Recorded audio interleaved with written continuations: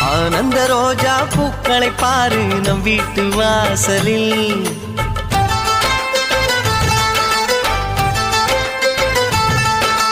ஆனந்த ரோஜா பூக்களை பாரு நம் வீட்டு வாசலில். ஆரம்பமாச்சு சந்தோஷ கீதம் நெஞ்செங்கும் வானவில். எங்கள் வானில் புதிதாய் ரெண்டு நிலவு தோன்றும் நேரம்.